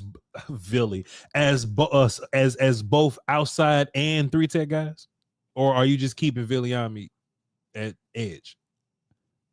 Unless your boy put on some off-season peanut butter, I would just like to him focus at edge, Viliami. Chauncey has done it already, so I think he's going to do both. He's already doing both. He's been doing defensive tackle things. One thing that we haven't mentioned though, as camp goes on, like peanut butter watch is something I do every year. You know what I'm saying? I want to see what y'all body look like because that'll really tell you the most. Like if Chauncey is husky, all right, they leaving him in B gap, right? If semi-cousin, because I can't say villain. If semi-cousin small, then semi-cousin gonna be playing some edge. So it'll be interesting to see how peanut butter has been moved around here. So but hey, Villy's a 4th round pick and Marshawn's a 2nd. So I think both of them here. All right, let's get to the linebackers and wrap this thing up. Let's move it down here. Y'all can see that? There we go. So Eric Kendricks, starting middle linebacker. We all know that. Then it gets funny. That's all we got. All we know is Kendricks is the green dot guy. Maris is the backup green dot guy, but he could be anywhere. And it's open for interpretation. But I love what Demo was saying though. You know, and just how he exudes the confidence. I told you last year, you know, I had a little conversation. Demo ran to him at the, you know what I mean? And this aura about him just made me was he emphatic? What was he? What was it? You remember the tweet? Yeah. What was the word I used? I forget what it was. It was ecstatic or emphatic. It was something like that. It was something crazy. What was he? I hit you. I was like, yo, watch this, bro. Like he was happy. spoke to Gilmore today. And he said, yes. Yes. Yo, Gilly, how do you feel to be a Dallas Cowboy? You're here in Dallas. You're here with your family, man. What is it? For sure. Yo, I knew the type time Gilly was on. We seen him at the mall. I said, I ain't saying shit to old boy. He ain't like that. Gilly don't want to talk. Yeah, Gilly don't want to talk to nobody. But you definitely had a conversation with you called up to Demo. Right? He was emphatic about how this year was gonna go. No, but all jokes aside, they talked to Demo. It said, you know, so Damone Clark is gonna be, you know, will linebacker. He said, no. Yeah. Strong side. Yeah. Same. I'm the will. I said, well, all right, let's go ahead and move him to will linebacker and put him right where he needs to be. Sam at strong. And then we talk about Maris Leofow, who Coach Zimmer called brilliant. You just don't hear, bro, just naming dudes, calling them brilliant. I heard from a source. I was talking to Brian. Zimmer is smitten with some Leofow. Smitten. Love it. And look, honestly, keeping the buck with you though, Sky, I don't even think Sam linebacker finna exists all that much. I don't either. Like, yeah, Damone said, okay. I mean, Demo says, yeah, man, Clark gonna be moved to Sam, but I don't think Sam finna be getting a whole bunch of reps like that. And honestly, you can put Damian Wilson over there too. But I just think 11 personnel and how football life goes. I don't think Leofow is going to be a Sam. I think Leofow is going to be in the mix at will, and he's going to be backup Mike. That's what I think Leofow is. I think they're going to rotate Leofow and Overshawn. They probably value Leofow's coverage. They value Overshawn moving forward, and I think those two dudes are going to be rotating will. Kendricks is your Mike. Everybody else kind of going to get in where they fit in with teams and all that. And I think Sam linebacker probably won't exist full time for real. That's just what I think. Yeah, I think they're probably practicing that way because we'll personnel match. Yeah. You know what I'm saying? And I am open to that because we didn't do that last year. We was rolling out safeties. Mm-hmm. I mean, we got snaps where you got number 1 playing middle linebacker. You got number 6 playing will. I mean, this is ridiculous. So when teams go 12-13 and we're not afraid of the receivers, and yeah, you can bring in that linebacker. But teams run 11 more often than not, so you're going to run 2 linebackers out there. Kendricks is the starter. I don't know after that. Yeah. I do know who's going to be on the team, though. Damone Clark, DeMar Van Overshawn, Maris Leofow is 1, 2, 3, 4. Yeah. And the one guy they don't have on there is Willie Harvey Jr. Willie Harvey. Oswald. Yeah, Oswald Lee Booth. Lee Willie Harvey Oswald Booth. Yeah, Junior. The third, the second. I think he's going to be involved. I think he'll be around. I think he's going to be a bona fide teams and depth dude. Go ahead. That's my 5. That's 5. Damian Wilson being if somebody get hurt. And you know why I like just 5 linebackers? Why? Because I don't think Sam exists for real. So they really gonna use Mike and Will linebacker the most. We might see a Sam linebacker 12% of the time, 8 plays, maybe 9 or 10. I don't know, but you really only need 2 spots worth, and I think that's plenty for 5. Same. And if you want to go ahead. No, they might interchange that too. Sure. You know what I mean? Depending on the matchup, you get a team that's a little bit more pass happy. Like, let's remember, Demo, if he's back healthy, he was a safety, and he's athletic enough to turn and run. Maris Leofow, though, he did that exceptionally well when we broke down the film. He can run with tight ends and running backs. And for real, Demo basically a rookie. So I think Leofow and Demo will be competing. Clark, y'all had a great conversation with Brian Broad. It's like, I think the question was, who's the most athletic? Maybe you asked this question. Yes, sir. Clark's probably the most athletic linebacker. And here's my logic and why that matters, right? Clark was at his best when Van Der Esch was telling him where to go. Yeah. If Clark ain't got to think, all he got to do is run. That's when Clark is at his best. So my reasoning for asking that, and look, Clark can't make this tricky. My reasoning for asking him that, if Eric Kendricks has that same kind of IQ, it's probably better than Van Der Esch's, right? I think so. Yeah. If Eric Kendricks is telling Clark what to do and Clark ain't got to think, then Clark's athleticism takes over. So now you're thinking about what pair is better. Clark and Kendricks, Demo and Kendricks, Leofow and Kendricks. I think Clark has a chance if he don't have to think. I don't want to just write him off yet because he's a veteran. Right. He's played a ton of snaps. He's athletic as hell, good size. If Kendricks can tell him what to do, Clark may be on par with the other 2 guys. So I don't want to just write him off just yet. And I think that's something that we got to think about. Even though I do think Demo takes over because of the administrations, and Demo, the upside, they probably just love him more. Leofow, Zimmer got plans for Leofow. We ain't finna sit up here and act like he don't. But I do think Clark's athleticism, with somebody in his ear, I think Clark has the ability to be just as good as those other guys. 100% agree. And my reservation with Demo is the ACL. Yeah. Right. Cautiously optimistic, but I'm not about to sit here and pretend that I don't have PTSD at the position, or not the position, with ACL injuries. Plus, just be real. Let's just take our time with Demo. I don't know that he's going to come out flying and making all the plays right away because of the ACL. That could take some time. And if it does, Clark is probably the first man to take advantage of that. And then obviously Maris Leofow. 100%. And honestly, we are lucky this year, and we should be playing safe with everybody. But the last year's ACL guys was Gallup and Terrence, and they got hurt at the end of the season. So Trey getting hurt at the end of week 2, and Demo getting hurt preseason. We should feel better about them than Gallup and Steele, but you should still play those dudes slowly in terms of like preseason and all that kind of stuff. Because look, Demo was another guy where they had his name written. He was on the team. He was set, and they had plans for him. So I think that's just going to roll over here, and Demo's going to have a big role in this thing. But I think he's earned his spot, and they're probably not going to do a bunch of preseason stuff with him. So if I got the numbers right here, 9 DBs. So we got 62 people. 9 DBs, 9 D linemen, 5 linebackers. That gives us 50 total. And guess what? Your 3 specialists would be the kicker, the punter, and the holder. Shit, we on it, Skills. You hear what I said? We on it, 3. Now we got there because we went back to offensive line.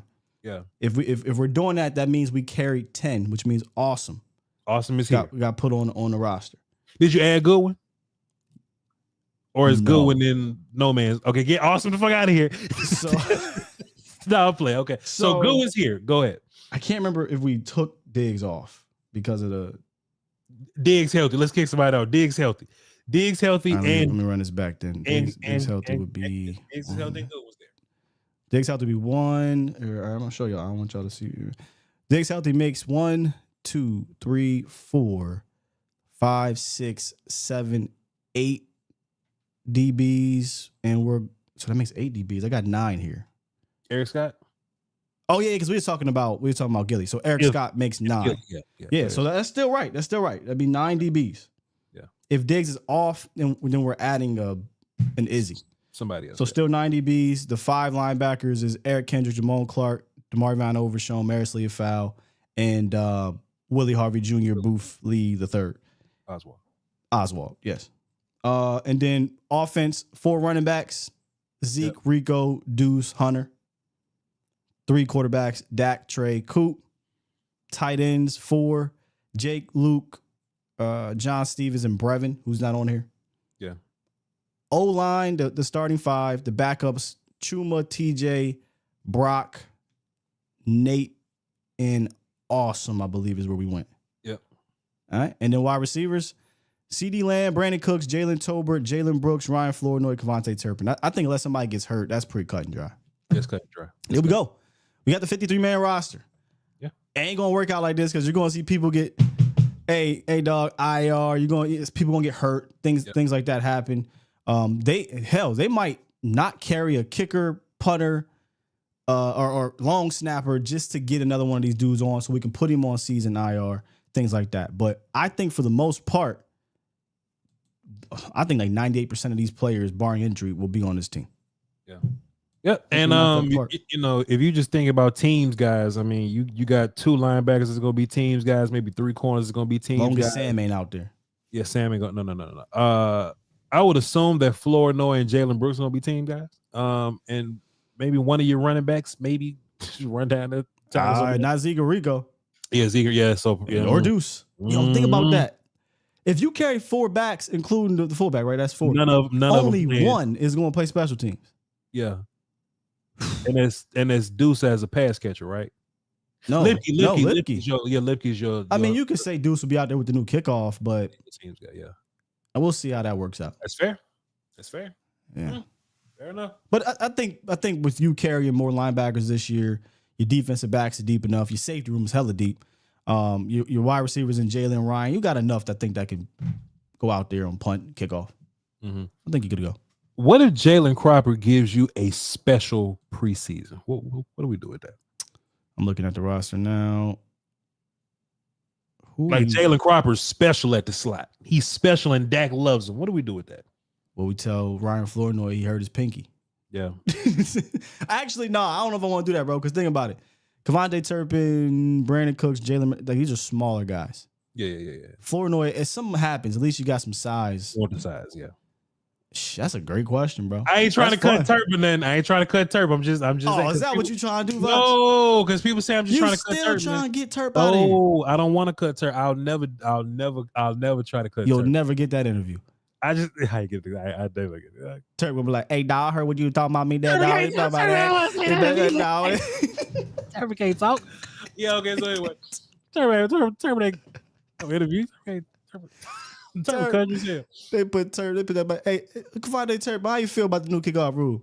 Say, man, I just I'm gonna go out there and do my thing. You know what I'm saying? I'm gonna go out there and I'm gonna catch the ball and run and shit. You know what I'm saying? Why you gotta sound like Mike Tyson though? Cause Turpin got that thing with shit, man. I'm gonna catch the ball and run and shit. You know how it is, man. Shit, man, football, man. Shit, we straight. We go out there, goddamn run. Shit, man. I'm gonna catch the ball. Shit, I'm gonna run. They gonna kick it and I'm gonna get these touchdown. You wrong, dog. Why you doing? You ain't never getting a Turpin interview. I'm fine. I'm fine. You ain't getting a Turp interview. You ain't gonna be on the 8th round. Ain't that what's called? With Brock and them, nah. Special guest Voch Lombardi, nah. You ain't gonna finna be on the 8th round. I'm not gonna be on Brock's show, but it's cool because Brock gonna be in like Jacksonville or something. I always say Jacksonville, but he gonna be in like Carolina or some shit. It's gonna be cool. It's gonna be cool. Yeah. It's all good show, good. man. Good shit. That was fun. All right, Cowboys Nation. Is it a player that we left off this list that you think will make this team? It could be a surprise guy. It could be a McMath. It could be a Jalen Moreno. McMath. Drop your names in here real quick. McMath. If I had to McMath. Wraithy. Hey, Wraithy. Go ahead. I'm sorry. Go ahead. Stop it, bro. Hey, Jalen Brooks. Yeah, man, Turp is over there tripping. Yeah. Is that Zeke? Yeah. You know, Zeke breathe heavy. Zeke and Mike McCarthy the most breathing motherfuckers on this. Mike team. McCarthy killed me. Well, you know, it's just like, well, there's like anything else with these Wookiees. You ever notice he say Wookie? I ain't never heard Mike say. Yeah, bro, he can't say rookie. I'm listening for it now. Listen for it. If I had to pick a guy, let me see here. Ain't many, dog. I'm looking at this roster. Ain't too many surprises. Yeah. I go Jalen Moreno. I mean, that's it. Say Ryan Nall. Royce. Yeah, Royce cool. Who? Ryan Nall? Shell say Ryan Nall, so that means you are bringing too much work home because that lady do not need to know who the hell Ryan Nall is. You bring too much work home, dog. No, I blame Toxic Tom because y'all always talking about. Yeah, you always talking about some damn Ryan Nall. That was like 3 years ago. Yeah, Ryan Nall. Like, who's the one after that? Who was our guy? The one that was pulling trucks. Yeah. I forget. You know, they just come and go. Another muscle here. I forget. Is this the first time we've had a fullback the last like back-to-back years? This first time? Jameez Oluwale. Oluwale, yeah. He was there for a couple years. Yeah, he don't count. That's and we're assuming we just guess that Lipke's gonna make it. Hunter Lipke he'll be cut tomorrow. We'll carry Royce. You know, who knows? But I do think that towards the end of the season, the Cowboys started to think about running and throwing the ball to Lipke more. So I think he's going to be doing a lot of that this year. I hope from your mouth to football guys' ears. I hope you're right. Yep. I don't believe it. I believe when I see it. Yep. Snoop Connor. Okay. I mean, running back is the position though. Yeah. To get a surprise guy on. That's the one position where I look at everybody else and be like, okay, your second round pick ain't make it, but your seventh round guy starting. You know what I'm saying? Or your undrafted guy ended up being okay. There's a lot of examples in the league of that. So if Nate Pete, we ain't even think about Nate Pete. He ain't even up there. No. But if Nate Pete ends up being a guy, then we're gonna roll with Nate Pete, whatever works. Facts. Julius Wood, that's another one. He would have to go. I think the safety room is probably the most buttoned down position on the team. Practice squad, yeah. Like, unless they carry 5 or 6, boy, they're gonna have to go stupid in the preseason because not cutting Marquise Bell or Wanye for one of them. You know what I mean? There's some safeties in his own class that he got to deal with. You know what I'm saying? So yeah, Monty Johnson, yeah. It's an uphill fight. Some good names though. Yeah, some good names. I think Hunter Lipke's making the team, so I don't know if that's a guy, guys. I mean, no. He gonna make the team. Lipke's there. All right, man. Hey, dog. We hit it 10:29. Boy, we did all right. We do this. We did all right, sir. And we got it perfect the first time. We got 53 perfect the first time. That's all right, man. That is crazy. Yeah. Now it's about to be that time for the baby mama pushback press conference thing for Jerry Jones, right? Yeah. Or is that 12:30 our time? It's at 12:30 our time. It's 10:30 to them, so it's 12:30 our time. Boy, I hate that. Remember when we were out there, and I still had to do the morning shows? Dog, it was like 4 in the morning. I was hurting, dog. Yeah, we just up. Like, man, like, dog, and that's what I like about you, man. You're a great teammate. Because one of them days where they didn't have practice and then you didn't say, yo, Voch, they off. Let's get into something. No. I need some sleep, dog. I just need no, sir. I said I'll meet you down for dinner in the lobby, but I'm sleeping. We'll get back to it another time. All right, we ain't doing. We go bowling after the camp practice or something, dog. We were not running the streets. Law Nation was so tired he fell asleep on some tiles at Target. He like, yeah, y'all, y'all doing later.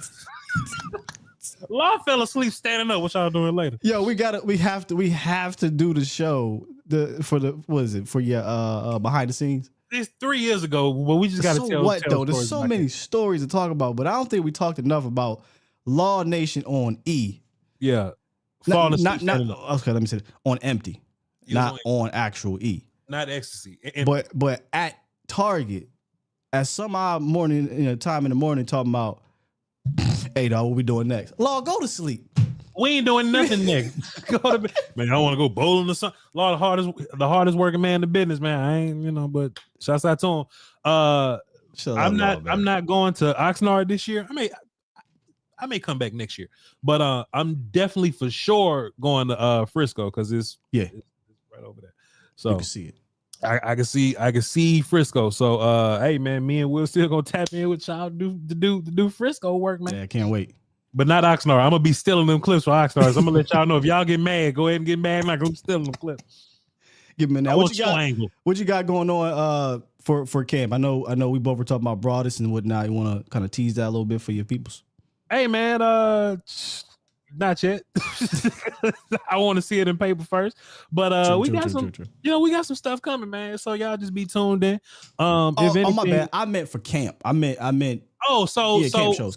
Training camp, Brian Broadus will be he'll be calling into. You may set a camera up and show his face. I don't know, but he'll be on the Voch Lombardi show every training camp practice. He'll be giving recaps on my show. So be sure to tap in and hit the sub if y'all on Will's side or Sky's side. Then come over to my channel and tap in with Brian. And if you're on my channel, Sky's gonna be tapping in with Pat and O.C. Walker. So y'all come on over there in the morning and tap in with him. It should be a very eventful training camp, and we'll be working hard to give y'all everything we got. Man, we will have training camp coverage locked down. And then as long as things keep progressing here, at some point during the season, man, I can't wait till it all gets put together, but it'll be an exciting unveiling of hopefully the future of this thing. That's all I'm going to say about that, bro. That's all I'm going to say about that. So you know how I do. I press the button. So I'm going to press 2, though, because we got my brother on. Push the goddamn button. Push the goddamn button. I got you. Planet. Hey, man. You can't do you can put the V up, but, it's a little different. Crown. That's what I said. Crown. You do that now? Okay. I just said crown. Okay, and then the real button. There we go. All right, man. I can't go out on somebody else's theme music. We'll be here all day, We'll be here all day, bro. If I don't press the button, man. Appreciate y'all. Y'all were fun. Good stuff today, Voch. Love you, big dog. Likewise, sir. Love you back. We'll be what? Maybe next week we'll rock again. Hell yeah, we'll do it again. For sure. Soon. So be tapped in. Out of here. Love y'all. Peace.